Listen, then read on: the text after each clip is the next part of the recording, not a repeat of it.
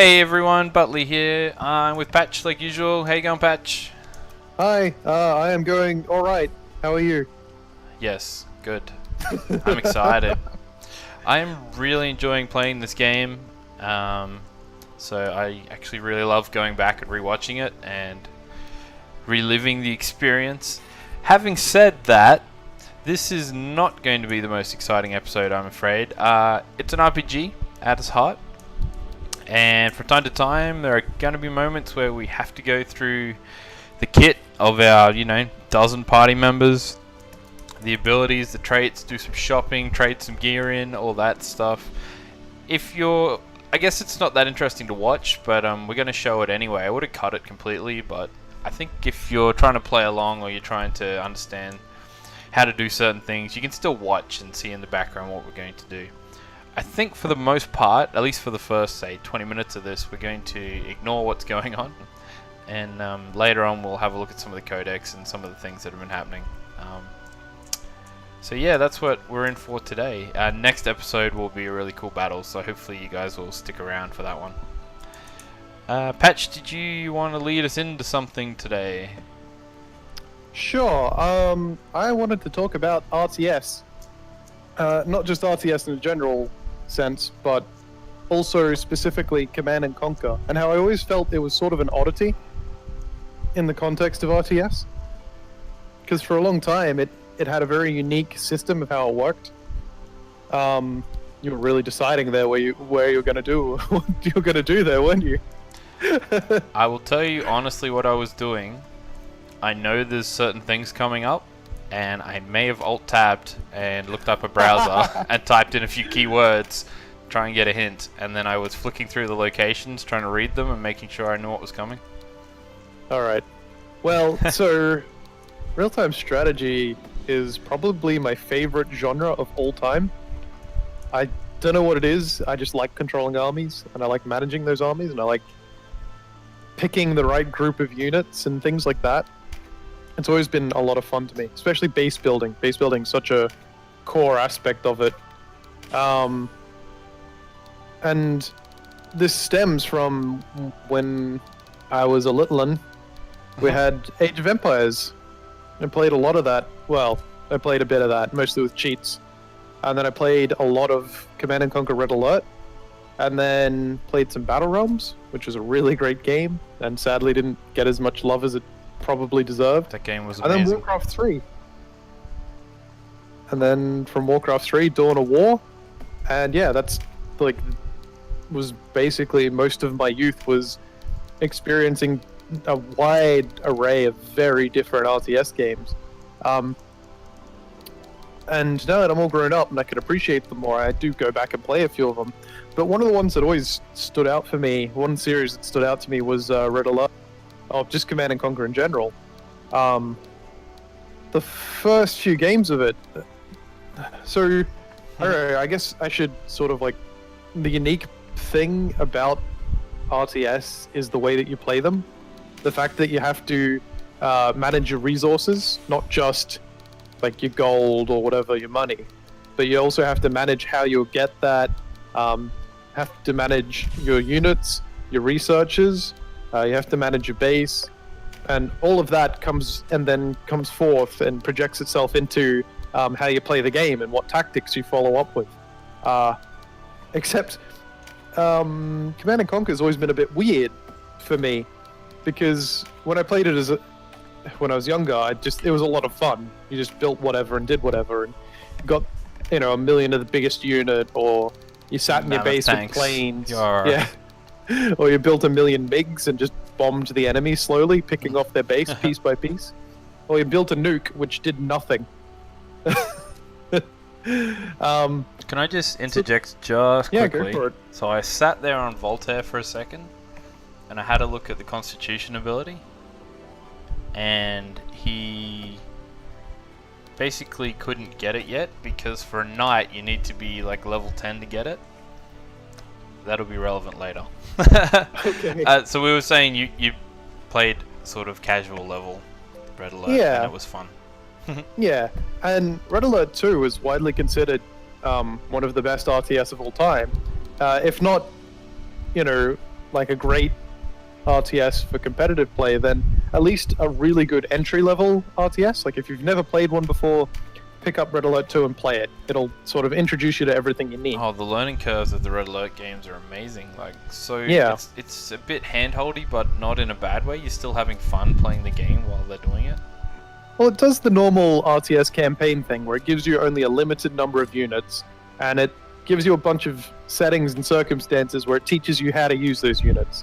And, you know, that's a very good way to introduce it. And it's like still when you- well done, though. That's the thing. Like, Yeah. you know, you barely, even in Red Alert 3, I still never really went into a mission and they said, use this. And I'm like, no, I already know I can do that way better. Like, Yeah. they were pretty well designed to help you with that. Yeah. So, I guess what the part that always strikes me weird about specifically Red Alert 1 and 2 is what I'm talking about. Is I have seen competitive games from it, of them, and those competitive games devolve into a tank fight. Basically, like, there's a little bit of variation, but the majority of it is just build tanks and beat your opponent's tanks. Build tanks and puppies, And- right? That's it. Unbeatable. Of course. Counter everything your opponent can send at you. Puppies. You are saying puppies, right? Yes. Is this a reference to something that I'm not getting? No. You're just saying send the attack In case dogs? you haven't realized, I don't have a funny bone. That's me being funny. Calling them puppies instead of like attack hounds, bloodthirsty mongrels. So, yeah, that's not like a really big crux of... Like, when you think of RTS, you think of strategy, and tank spam versus tank spam doesn't really sound like the be-all and end-all of strategy. It sounds kind of like the opposite. So that always struck me as sort of funny, but it's largely because of the way that the games play, and that is, at any one time, you can only build one unit of a type. So if you want to build a tank, you can't build any other vehicle while you're building a tank. Doesn't matter how many factories you build, all that does is make your tanks build faster. And so that's sort of... I guess it strikes- means that they built the tank wars that they used to get into were because they were sort of the optimal. I guess even in those days, damage per second versus versus tank, you know. The damage per second versus the time that it takes you to build a unit is what I meant. Yeah. Sorry. I'm gonna sneeze No, that's again, so fine. you keep going. I'm gonna Oh, okay. sneeze off camera. But yeah, it really, I guess looking back on Red Alert and original Command and Conquer, and even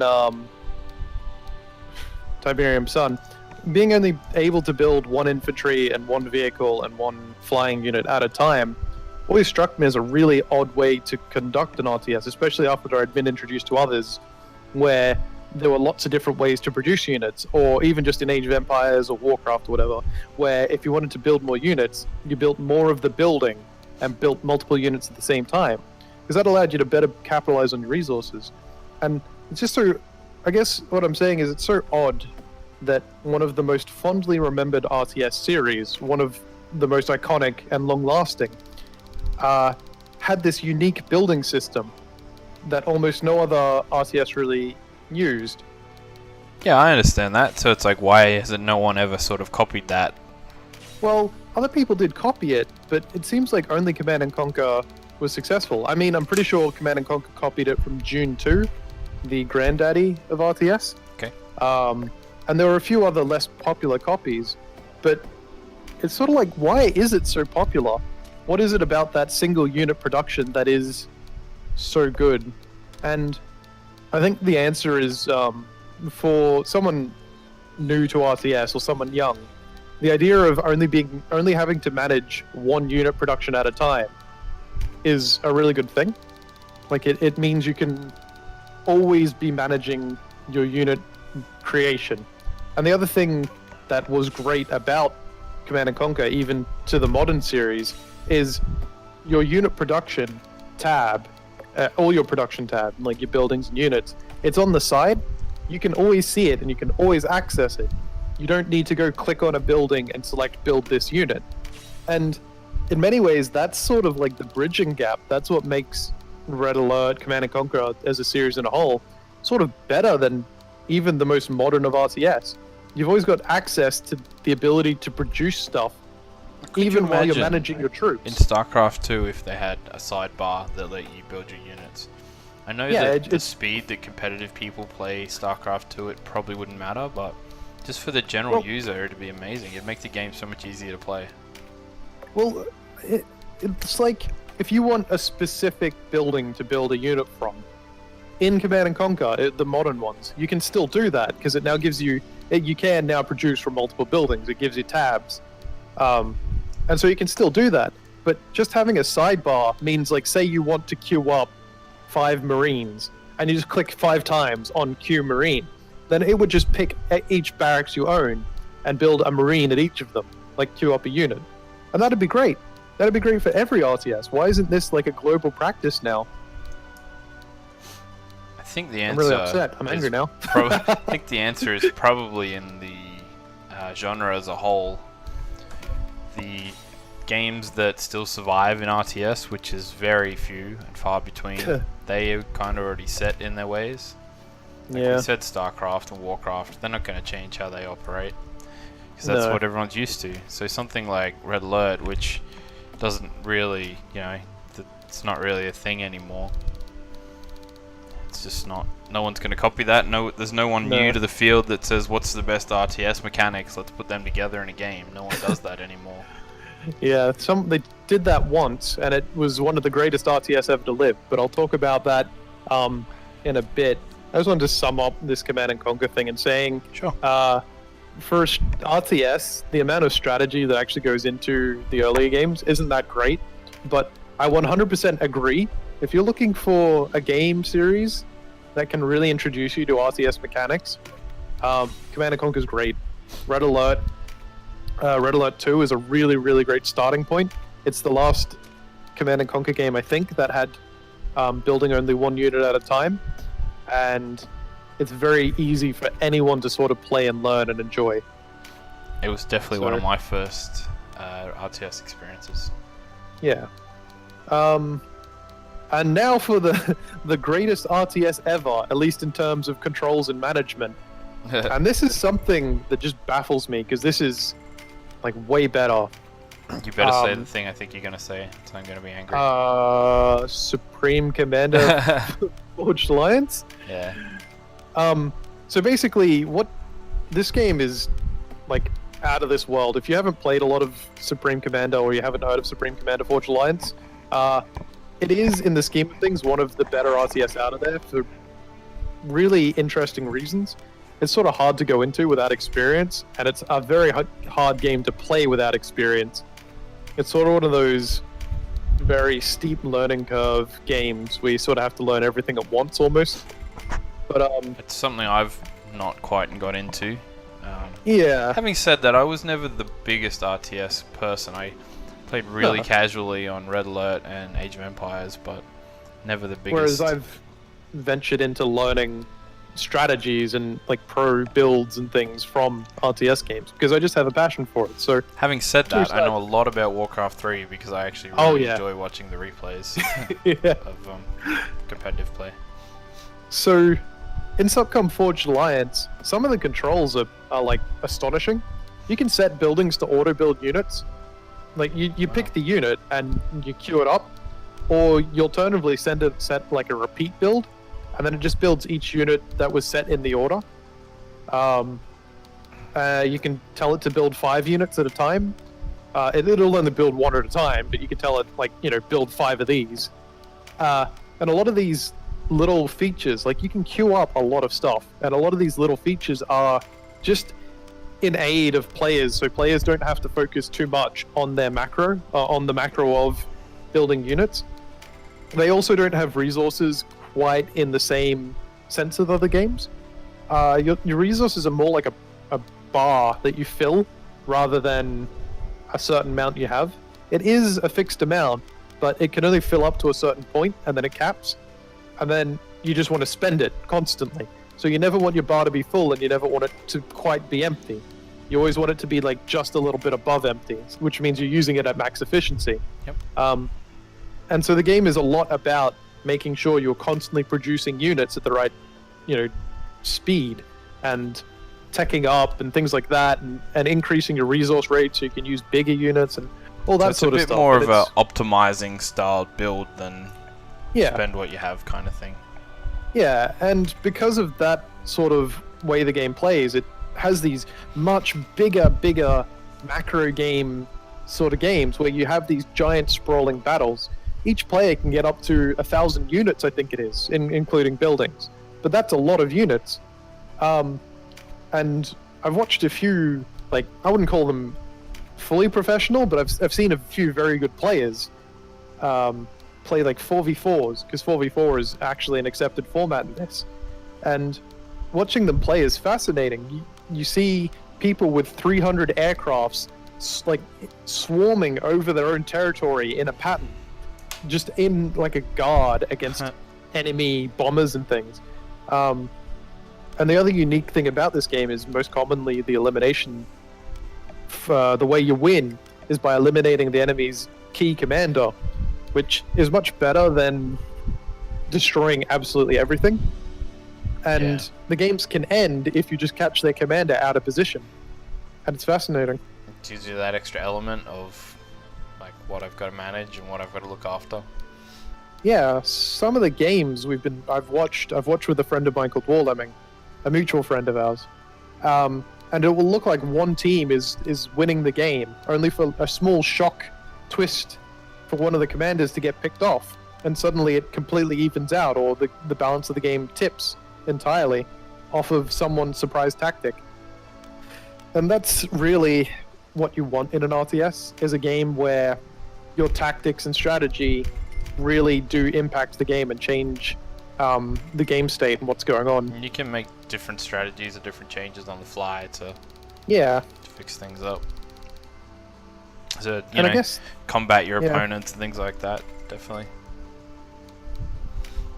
And that's just something you don't see in a lot of RTS. I actually don't believe RTS died for any reason other than the people creating RTS didn't have good ideas. I think they sort of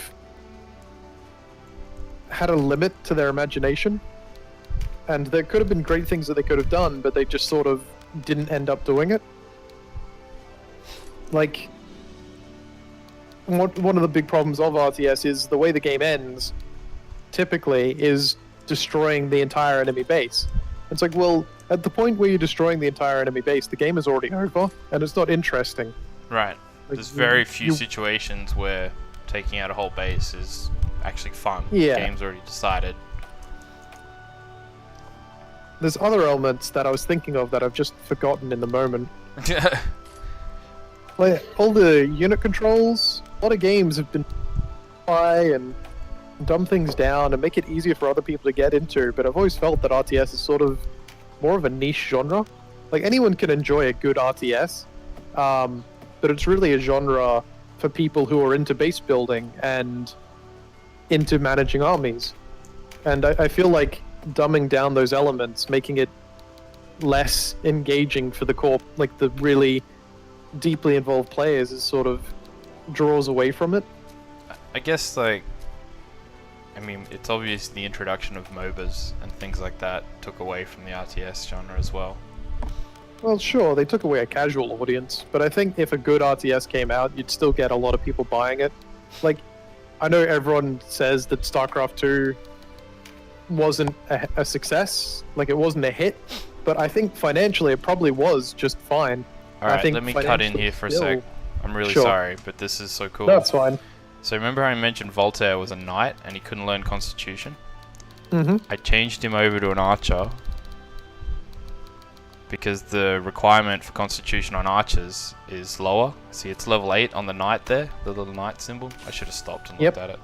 That's fine. And so I get him... You see how he can't use any of those grayed out things, but he can use Constitution now? Yeah. And then I go and change him back to a knight, and you'll notice I bought the class marks from the shop just recently. I did notice that, actually. And so now I send him back to a knight, and then I have to re-equip him. So now I just having a quick look. See, now he can use Constitution. It says required level. You can't, but he's got a tick next to use, which means he can. Oh, here we go. This is going to show it. Required level means you can't learn it yet, because I'm only a level 7 knight. And then if I go across to use, hopefully I do that on stream. Go me, go me. Indicates whether he can use it. And so this, it's not such a big deal for things like Constitution, things like that, but it becomes a bigger deal later on where you start getting these like hybrid classes, like the rune fencers. So it's like they can't learn certain spells, but they can use certain spells. So you can change them to like full wizards, teach them wizard spells, and then change them back to rune fencers, and you get this really cool spellcasting hybrid. And I just wanted to highlight it because it's a big part of the game. If you really want to get tricky, it's like Pokemon breeding, for example. If you want to just do it, it's fine. Just do whatever you want. It's no big deal. If you want to get really detailed and really clever, you start breeding for moves, you start changing this and doing these in this sequence and doing that. This is a huge element in this game that you can manipulate once you get used to it. And all the information's there, you've just got to learn to look around. Yeah. And it's sort of the first instance I've done of that, and I'll try and keep doing it. It's really difficult, but I'll try and keep on top of it and try and do a few more things like that as I think of them. Anyway, I just wanted to bring that up because it was the first sort of go. Did you want to put a wrap on the thing and the thing? Yeah, sure. A wrap on the Supreme Commander / RTS genre. We're just going to read through a few things, but I want to look at a cutscene in a minute, but I don't think that's right away. Yeah, well, I guess I was just trying to say, in the scheme of things, if RTS games, I think there's still like a lot of market and potential for them, but I think what's holding RTS back, what's stopping it from being made, is everyone's caught up on this idea of what an RTS is meant to be, and what an RTS is really meant to be at the base level is fun. It's meant to feel like you're building the units that you should build to deal with scenarios. It needs variety and features to make the game interesting, and something like StarCraft 2 was a step in the right direction, but it didn't do enough when there were already RTS that came out that did similar things, that added features that StarCraft 2 should have had, like order building, like, you know, ways to more easily construct units and access your upgrades and things like that, and just other features. And I think Blizzard has started to learn this because they've recently done co-op missions with unique heroes, and the campaigns and things. They introduced all these features, and I think if they'd approached StarCraft 2 with the mindset of it's okay for one team to have cool abilities, if that's unique to that team, and we balance around it, then they could have really made this fantastic RTS. But instead, like the last, what you could call great RTS in StarCraft 2 is sort of just a revisit. Okay, here's a cutscene, dude. Yeah. We can go back to StarCraft 2 in a minute. Nah, it's fine. If you've been following the characters, this is a really... I don't know, if you remember what happened to Ravnus, Vice betrayed us and decided to side with Leonard, and she decided that what they were doing was heinous when we just refused to do the butchering at Balmamusa. And he turned around and shot her with a crossbow. His newfound crossbow.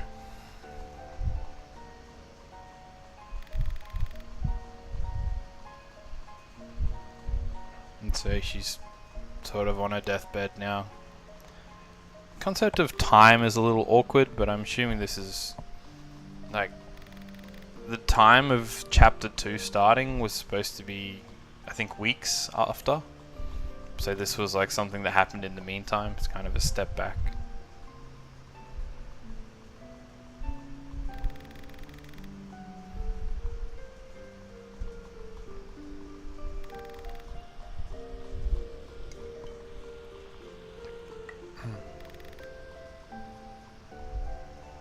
It's really sad.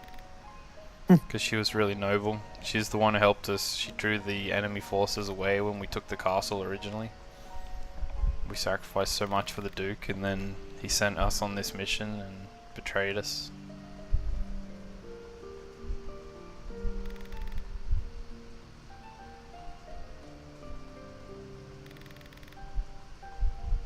Build a new home for our people. Oh. Thought you said you weren't going to do the voices. Oh. They were her final words. Ravenous's final words. And as you can see, I found all that through the Warren, and before that I was looking at the chariot thing. I'll go back to that another time, but basically you can go through any of the cutscenes that you've sort of looked at through that. It gives you like a timeline of sequence, and you'll notice that we hit Balmamusa and then we went up to the top and started chapter 2. It creates like a tree diagram of depending on the choices you make. So if we'd have chosen to, we could have sacked the people at Balmamusa as asked, and it would have changed our quest path. And so it has a lot of branching paths, this game. And it's actually cool if you do a few playthroughs, because you get to learn where it overlaps and where it doesn't, and how certain characters react to what you do and how they change depending on who you are. So I always found it fun. I don't think there's too much else. We're just going to read through a few of these, so you can take that on in your own time. Did you have anything else? You were talking about StarCraft, and No, they didn't really I think innovate as they were closing out. They just sort of released more of the same, and there's room in the genre still to explore. quite the opposite, really. StarCraft 2 was sort of like retreading the same ground as Brood War. They kind of tried to make a sequel rather than make a standalone game. I think that's the problem.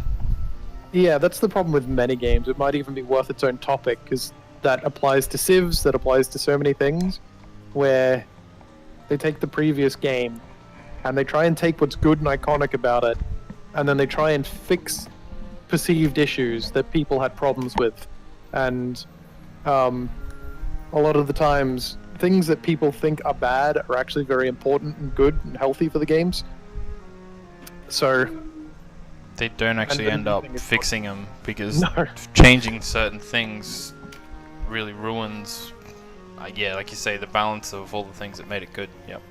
Yeah, and it's only now that StarCraft 2 is releasing like co-op games where you can pick really cool hero, like different teams with different specialties.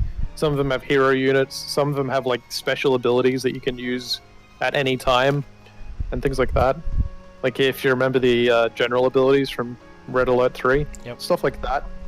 They're introducing all that sort of stuff, and if they'd come into StarCraft 2 with that idea already in mind, where they went, this team can have heroes, and this team can have abilities, and this team can have something else, then it would have made the game like more unique and interesting in of its own right. And it could have really added some, I don't know, it would have been very hard to balance, but I think it would have been fun enough that people would have accepted it and excused it. And that's really all I have to say at this time. We need the to RTS genre is pen in a time long. to talk about Battle Realms, maybe further down the Oh track. yeah, definitely. That I love deserves Battle a whole Realms. episode for how cool that was and how interesting Oh that yeah. was. There's so many stuff about Battle Realms that's just like, this is good in an RTS. Why haven't more RTS done it? Wheel of Fortune is what I called the battle chariot earlier. Yeah. I am really impressed. I like this map view. You can see, and I don't know if I show this, but if you can imagine where we were, that little down the little island. Yeah, if you see the maps and the nooks, so you can see that our path now is to sort of go in and go around, and you can see the little dashes on the map. It's like we're going around a forest and a mountain range and trying to sort of sneak back to one of the places we've already been to find Lancelot, the Holy Knight Lancelot. So that's our little quest. But what I will say is we can't get out of the port. We're kind of fugitives and we're about to get spotted, and that will be next time on Tactics Ogre. And I think that's all we're going to have time for today. Oh, I thought we were going to end it there. I wanted to give you a moment to do outro things. Oh, If you had anything extra to add. No. That's it. Alright, Bye. thanks a lot, guys. See you later.